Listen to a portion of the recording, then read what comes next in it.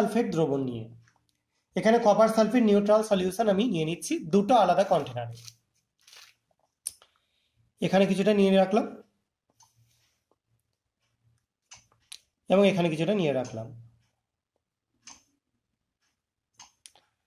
এবার এই দুটো জায়গাতে যে কপার সালফেট নেওয়া থাকলো তার প্রথমটা আমি অ্যাড করে দিচ্ছি 75% NaOH সলিউশন। দেখতে পাচ্ছ এখানে কপার হাইড্রক্সাইড COOH ভোল্টওয়াইজের পদক্ষেপ তৈরি হলো, কারণ NaOH COS এর সাথে রিয়াকশন করে COOH ভোল্টওয়াইজ তৈরি করলো। ঠিক এরকম ভাবেই আমি আরেকটার মধ্যে অ্যাড করে দিচ্ছি বেসিক বাফার সলিউশন NH4OH আর NH4Cl এর একটা মিক্সচার। ভালো করে খেয়াল করে প্রত্যেকে।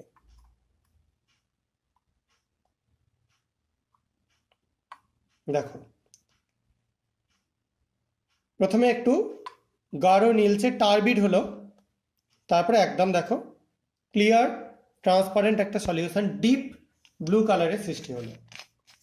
প্রথম যেটা তৈরি হলো সেখানে কিছুটা বেসিক কপার মানে হাইড্রক্সাইডের একটা বিশেষ টাইপের প্রেসিপিটেট তৈরি হলো, যার মধ্যে বেশি পরিমাণে আমরা NH4OH আর NH4Cl দেওয়াতে কিউপ্রো অ্যামোনিয়াম সালফেট এই কম্পাউন্ডটা তৈরি হলো। এটা একটা কমপ্লেক্স।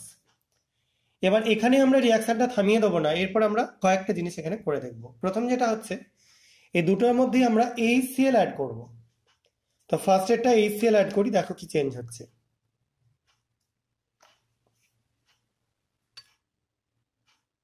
দেখতে পাচ্ছ এটা একটা হালকা নীল বর্ণের দ্রবণে পরিণত হচ্ছে এবং এটার মধ্যেও HCl অ্যাড করব। দেখো এটা রীতিমতো ধোঁয়া উঠছে। কেন না, যেহেতু বাফার সলিউশন ইউজ করেছি এর মধ্যে কি আছে, অ্যামোনিয়াম হাইড্রক্সাইড রয়েছে। সেই কারণের জন্য এখানে অ্যামোনিয়াম হাইড্রক্সাইড থাকার কারণে HCl এর সাথে বিক্রিয়া করে অ্যামোনিয়াম ক্লোরাইড তৈরি করছে, তার জন্য এই ধোঁয়াটা তৈরি হচ্ছে। দেখো কমপ্লেক্সটা আবার এখানে ডিজলভ হয়ে গেল এবং একটা সবুজাভ বর্ণের একটা দ্রবণ তৈরি করছে। সবাই নিশ্চয়ই বুঝতে পেরেছ। এই সবুজাভ মানে বর্ণের যে দ্রবণটা পেলাম সেটা আমরা কপারের ক্লোরাইডের একটা সলিউশন পেলাম। এবার দুটোর মধ্যে আমরা